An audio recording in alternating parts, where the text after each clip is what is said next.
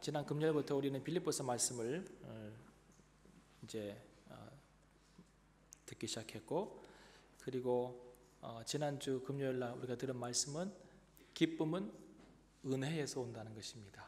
은혜가 풍성하면 기쁨도 풍성합니다. 그 기쁨이 있을 때 드디어 우리 가운데 평강이 오는 거예요. 희락과 평강. 그래서 희락과 평강, 기쁨과 평강이 생기죠. 은혜로부터 시작하는 거예요. 은혜. 바울은 생애의 마지막을 감옥에서 매임을 당하고 순교의 직면에 있습니다. 지금 이 빌립보서 안에서는요. 그렇지만 예수 안에서 항상 기뻐할 것을 빌립보 교인들에게 부탁하고 있습니다. 우리의 상황과 형편에 상관없이 기뻐할 수 있다는 것을 바울이 지금 얘기해 주고 있는 것입니다. 감옥에 있지만 그 안에서 여전히 하나님과 교제하며 그 은혜의 풍성함이 주는 기쁨을 바울은 누리고 있습니다. 감옥이지만 그 감옥 안에 하나님이 계시잖아요. 그리고 그 하나님과 교제하면서 은혜를 누리고 기쁨을 누리는 것입니다. 그리고 그 기쁨으로 인하여 순교에 직면하고 있지만 그 마음에 평강이 있습니다. 자기의 죽음을 예상하는 것만큼 힘든 일이 있을까요? 힘들겠죠. 되게 힘들 것 같아요. 내가 이제 곧 얼마 안 있으면 죽는다라고 하는 이 느낌뿐만 아니라 사실이 내가 알게 된다면 굉장히 마음이 두렵고 그러겠죠. 내가 1시간 뒤에 주사를 맞으러 간다고 생각해도 마음이 힘든데, 그죠? 예. 이틀 뒤에 내가 치아 하나를 뽑는다라고 생각해도 지금부터 막 긴장이 다가오는데 죽는다라고 하면 얼마나 마음이 무겁겠습니까? 그것도 하나님의 종으로 부름받아서 평생의 삶을 복음 증거하는 일에 고난과 온갖 핍박 속에서도 열심히 달려왔는데 마지막이 이렇게 좀 평안하지 못하고 여전히 차디찬 감옥 안에서 마지막 생애를 보내고 있으며 순교를 직면하고 있다면 얼마나 마음이 힘들겠습니까? 그런데 그 마음은 평강의 평강으로 희락으로 넘치는 것입니다. 이것이 믿음의 고수의 모습이죠. 오늘 본문은요, 항상 기뻐하는 사람, 그러니까 넘치는 기쁨을 소유한 사람의 삶의 태도 가운데서 우리가 엿볼 수 있는 몇 가지 모습이 있다는 것입니다. 그것을 이야기해 드리려고 합니다. 항상 기뻐하는 사람, 그리고 넘치는 기쁨으로 사는 사람의 삶 가운데 가장 대표적인 것이 있다면 감사하는 것입니다. 이거 두말해야 잔소리죠. 감사합니다. 하나님께 늘 감사합니다. 3절 보세요. 내가 너희를 생각할 때마다 나의 하나님께 감사하며 그랬습니다. 바울은 복음을 받은 그날부터 하나님과 신실하게 교제하며 여러 가지 환난과 극한 가난 속에서도 자신의 가르침을 따라서 기뻐하는 빌립보 교인들을 생각할 때마다 하나님께 감사하지 않을 수 없었습니다. 제가 금요일날 말씀 전가하면서 빌립보 교인들이 어떤 환경 가운데 있었는지 말씀드렸죠. 많은 환난과 극한 가난 가운데 있었다고 말씀을 드렸습니다. 그렇지만 그 교인들이 믿음을 저버리지 않고 복음 붙잡고 그렇게 신실하게 살며 하나님과의 풍성한 신실한 교제 가운데 들어가고, 그리고 기쁨을 잃지 않았다는 것입니다. 그걸 생각할 때마다 이 사도는 너무 기쁜 거예요. 그 사람들을 생각할 때마다 기쁜 것이죠.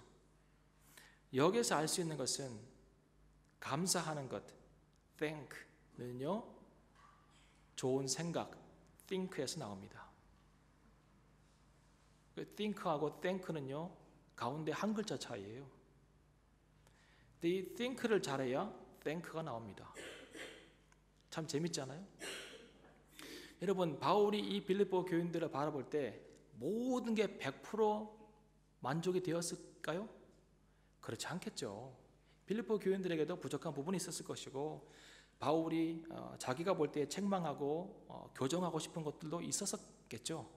근데 바울은 그 네거티브한 사이드보다 포지티브한 사이드를 보는 거예요. 너희가 어려운 가운데서도 힘들고 어렵지만 그러나 복음 안에서 믿음으로 교제하고 기쁨을 잃지 않는 너의 모습 보면서 내가 항상 기쁘다는 거예요. 바울은 참 긍정적인 사람이었습니다. 어떤 생각을 품고 사느냐에 따라서 하나님께 감사하기도 하고 하나님을 원망하기도 한다는 것입니다. 바울은 예수 안에서 정말 긍정적인 삶을 살았습니다. 그는 한 번도 하나님께 불평한 적이 없습니다. 성경을 읽어보면. 다른 믿음의 사람들은 조금 불평도 해요. 다윗 보세요. 하나님 어쩌려고 또 이런 환경 가운데 나를 밀어넣으십니까? 막 이렇게 하죠. 예레미야 뭐라 그래요? 내가 아주 그냥 태어나지 말았어야 돼. 막 이러잖아요. 얼마나 힘들면. 처녀 같은 나를 꼬셔가지고 이게 뭐래요. 장가도 못 가고 막 불평하잖아요. 근데 바울은 한 번도 불평한 적이 없습니다. 성경을 보면 고난과 핍박이 와도 그 속에서 찬송합니다. 찬송. 제가 그랬잖아요. 믿음의 사람은 고난을 은혜의 시간으로 바꾸는 능력이 있다고. 그런 삶을 살았습니다. 심지어는 자신을 반대하는 사람까지도 그냥 좋게 평가해버리고 긍정적으로 평가해버립니다.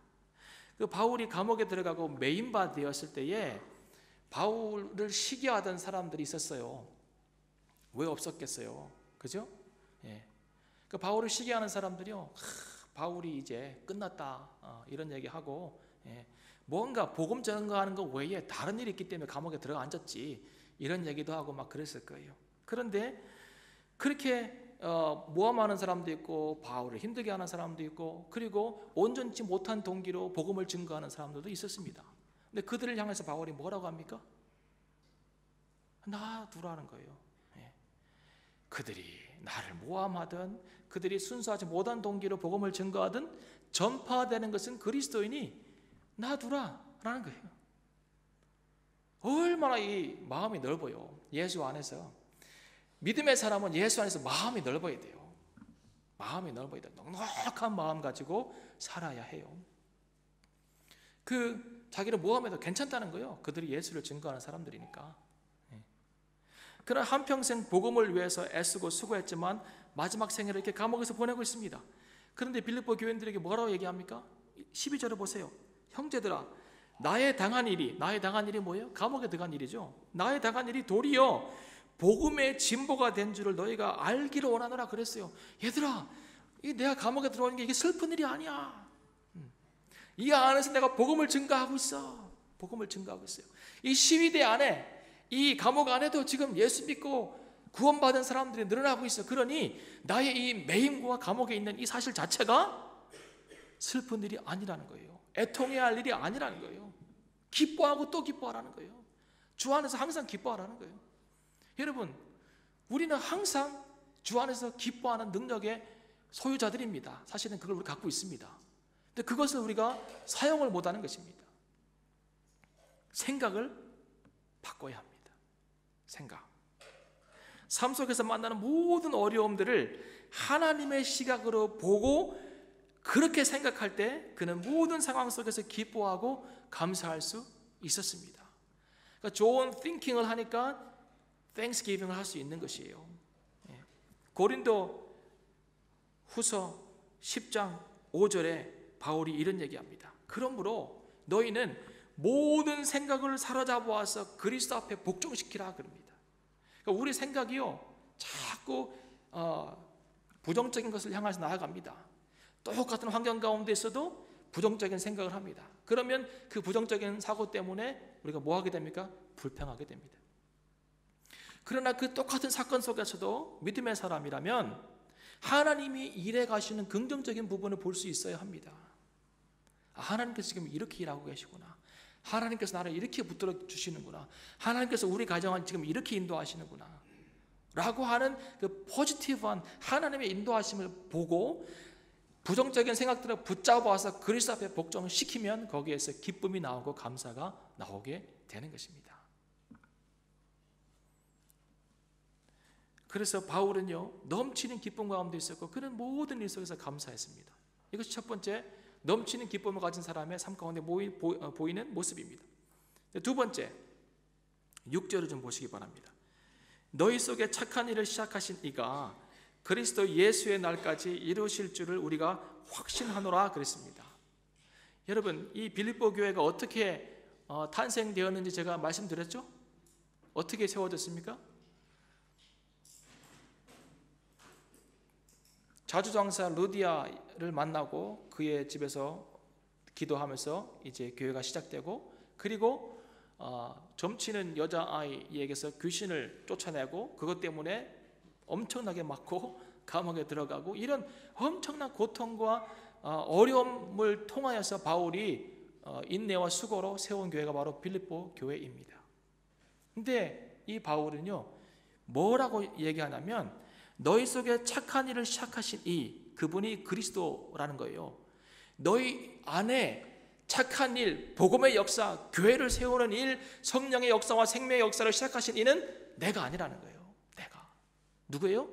그리스도라는 거예요. 너희가 알지? 내가 어떻게 매맞고 어떻게 감옥에서 너희 교회를 세운지 알지? 잘해. 이게 아니라 너희 속에 착한 일을 시작하신 그 구원의 역사와 복음의 역사와 교회를 시작하신 이는 그리스도 예수라는 거예요. 지금 바울이 얘기하고 있는 것이 무엇입니까? 모든 일을 하나님의 일하심의 결과로 보는 것입니다. 모든 일을.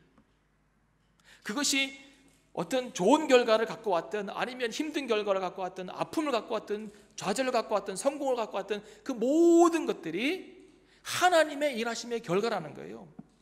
여러분, 그리스도인들은 잠시 나빠지는 상황 때문에 좌절할 필요가 없습니다. 조금 좋아지는 상황 때문에 그것 때문에 훅 빠져가지고 거기에 또 만족할 필요가 없습니다. 하나님은 우리의 삶 가운데 모든 것을 합력하여 뭘 이루신다고요? 선을 이루시는 분이십니다. 그러니까 안 되는 일 속에서도 그걸 뒤집어서 선한 일을 만들어내시고, 잘 되는 일 속에서도 그것을 뒤집어서 또 선한 일을 만들어내시는 분이 하나님이십니다. 그러니까 내 인생 가운데 조금 좌절을 맛본다고 할지라도 좌절할 필요가 없는 것은 아직 그것이 끝이 아니고 하나님께서 일해가는 과정 가운데 있는 것이고, 나는 그것을 통해서 하나님을 배워가는 것이지 그게 끝이 아니라는 거예요. 그 속에서 하나님의 일하심의 결과를 보자, 믿음으로 인내하며 기다리면 되는 것입니다. 즉 바울의 시각이 넘치는 기쁨 가운데 있는 사람은 모든 일을 하나님의 일하심의 결과로 봅니다. 그거예요. 하나님께 영광을 돌리는 것이죠. 자기가 영광을 받지 않습니다. 내가 그 교회에 세웠다, 이게 아니에요. 하나님께 모든 영광을 돌리자는 거예요. 하나님께. 그분이 영광 받으실 분이라는 것이죠. 바울은 모든 일 속에서 하나님의 영광 위에 살 것을 많이 강조합니다. 그가 고린도 교회에게 이렇게 얘기하죠. 그런즉 너희가 먹든지 마시든지 무엇을 하든지 다 하나님의 영광을 위하여 하라 라고 그랬습니다. 무엇을 하든지 하나님의 영광 위해 하라는 거예요. 무엇을 하든지 그분께 영광 돌리고 그분께 감사하는 것입니다. 조이라고 하는 단어의 스펠링이 뭡니까? J-O-Y이지 않습니까? 그 J-O-Y를 가지고 삼행시를 한번 만들어 보겠습니다. 여러분이 운을 띄워주시죠. 시작. 좀 크게 해보세요. Jesus first, others second, you are the third. 이거예요. 조이 안에 이 놀라운 깊이의 메시지가 있습니다. Jesus first, others second, and you are the third.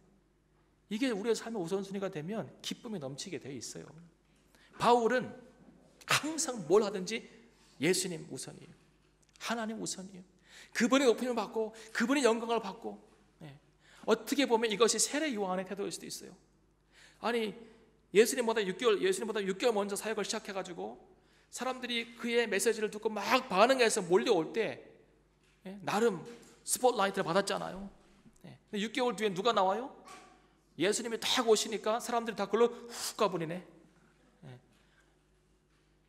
잘 모아놨는데, 어장관리를 잘하고 있는데 갑자기 예수님 오셔가지고 막 기적 팍팍팍 일으키시고 말씀 툭툭툭 하시니까 사람들이 오 여기요 싹 가잖아.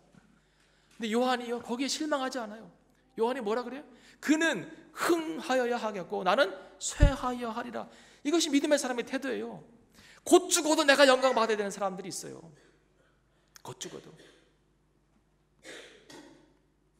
바울은 넘치는 기쁨 가운데 있었기 때문에 모든 좋은 결과들을 다 예수님께서 하셨다고 하는 그런 고백을 하게 되는 것이죠.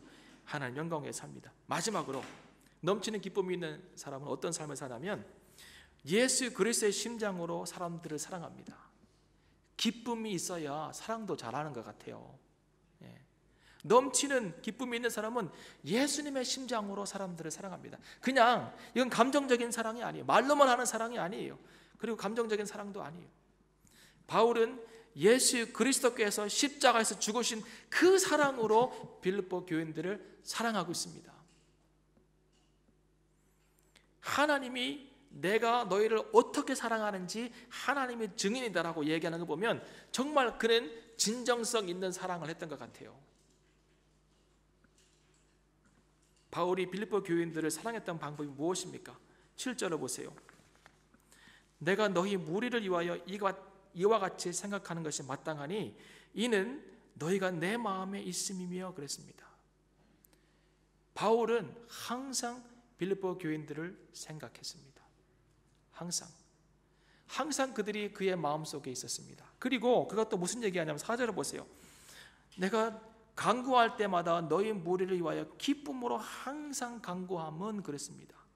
여러분, 그리스도 안에서 우리가 누군가를 사랑할 때 가져야 될 태도는 이것입니다. 항상 그 사람을 위해서 기쁨으로 간구하는 것입니다. 바울은 빌립보 교인들에게 좋은 영적인 부모가 되어 주었습니다. 그냥 교회에 세워놓고 떠나가는 것이 아니라 끝까지 기도해주고 끝까지 격려해주고 끝까지 그들을 마음에 품고 있었다 이 말입니다. 좋은 영적인 부모의 역할을 해주었습니다.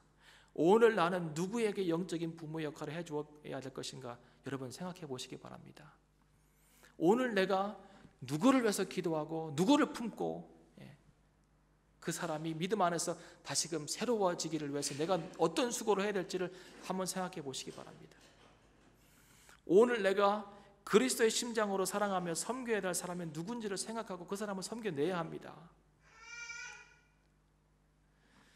하나님이 증인될 만큼 진정성이 있는 사랑으로 한 사람을 그리스도의 심장으로 길러내면 오늘 나는 하나님 안에서 참 제자의 삶을 살고 있는 것입니다. 그 사람이 성장하고 자라는 것을 보는 것이 나의 기쁨이 될 수 있습니다. 기쁨은 다른 것에서 오는 것이 아니라 내가 품고 내가 사랑하는 그 사람이 자라가는 것을 통하여서 참 기쁨을 누릴 수 있다 이 말입니다. 그러면 우리가 참 정말 예수님께서 원하신 제자의 삶을 살고 있는 것일까에 대해서도 한번 의문을 가져봐야 합니다. 이런 말씀을 들으면서 교회 나오고 가고 하는 이런 표면적인 관계가 아니라 내가 오늘 우리 공동체 안에 또 우리 가정 안에 품고 마치 어미닭이 달걀을 품고 있는 것처럼 아프리카 아마존에 가면 개구리가 있습니다. 리느마르데르라고 하는 개구리가 있습니다. 이 개구리는요 참 재밌어요. 알을 확 낳아요. 그 엄청난 많은 알을 낳으면 그 알을 다시 자기가 훅 삼켜요. 그래서 처음에 이 신경 광경을 보고 아니 이 어미 개구리가 알을 낳고 다시 지가 먹네? 이런 생각을 했다는 거예요. 근데 그게 아니에요. 이 어미 생각은 뭐냐면 알을 낳은 다음에 이 알을 다시 삼켜서 다른 것들이 이 알을 못 먹도록 입 안에서 품고 있는 거예요. 언제까지? 이 알이 자라나서 올챙이가 될 때까지. 그러면 이 말을 다르게 생각하면 뭔지 아세요? 이 어미 개구리는 이 알이 태어나서 올챙이가 될 때까지 아무것도 안 먹고 있는 거예요. 안 먹어도 괜찮아요.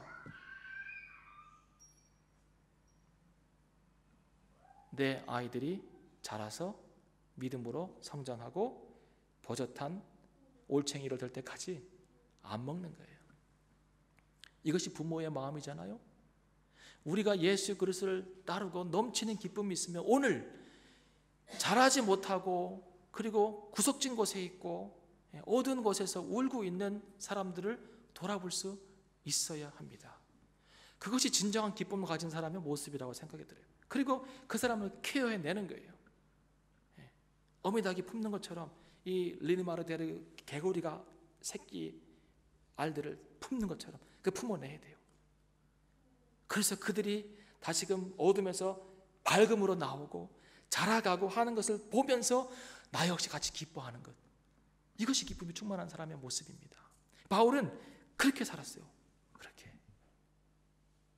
그러니까 빌립보 교인들을 바라보면 항상 넘치는 기쁨으로 그들을 생각할 수밖에 없는 것이죠. 오늘 나의 형편과 상관없이 다시 우리는 누군가를 사랑하고 섬김으로 나아가야 합니다.